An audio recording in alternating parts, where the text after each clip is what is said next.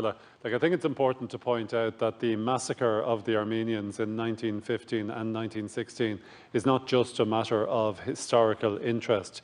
It also is, notwithstanding its antiquity, an issue that requires a political response.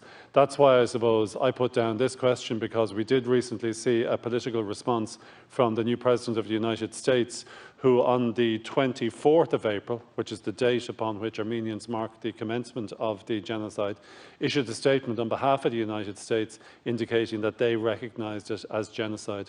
I note what the Minister stated, but I have to ask, how can it be that we are ever going to recognise this as being genocide if we're dependent upon awaiting the outcome of an international court decision or international consensus? There won't be any international court decision in respect of this. But notwithstanding that, there are significant commentaries from journalists, from contemporary observers of the genocide, who have written tracts on the evidence of it, and that needs to be taken into account by the Irish government. Minister. Yeah, and I think we do regularly review this issue. It might just be helpful to outline why it's a difficult question to answer, though.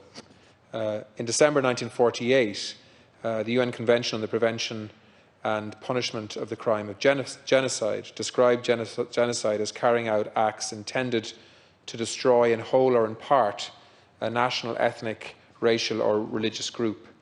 The dispute about whether these events were genocide centres on the question of premeditation, on the degree to which the killings were orchestrated.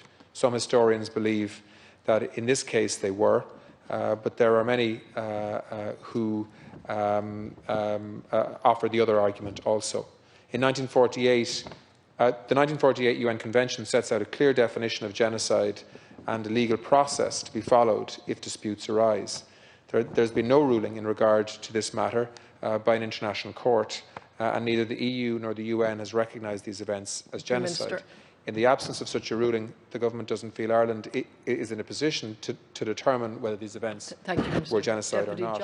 When President Biden was making his statement on the 24th of April, he said the reason why American policy had changed was not for the purpose of trying to cast blame, but in order to ensure that this wouldn't happen again. I think we need to recognise that, regrettably, there will be efforts on genocide again in this century in the same way as there was in the last century.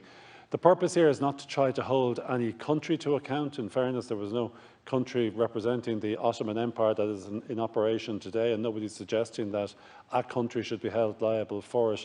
But I think it is important that if acts of genocide did happen in the previous century, no matter how far ago, that we as a state should face up to the responsibility we have to assess it and to figure out whether or not it was genocide.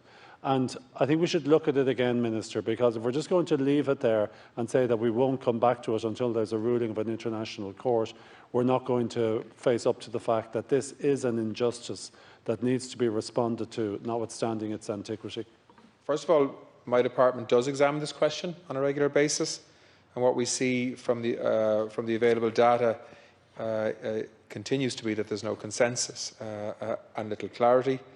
The tragedy of the Armenian people was recognised as genocide by parliaments of over 20 countries, including 16 EU member state legislatures and by the European Parliament. The recognition at the level of government amounts to a much smaller number. As I mentioned in my reply, the department and the briefing notes that they've given me are simply about trying to be consistent. So when you're assessing something internationally as serious as genocide, we have to apply a methodology in terms of how we make that assessment. And that methodology at the moment is based on Ireland following a practice of recognising genocide only where there's been when it's been established by a judgment of an international court or where there's international consensus on the matter. Thank you. But I take on board what members have said.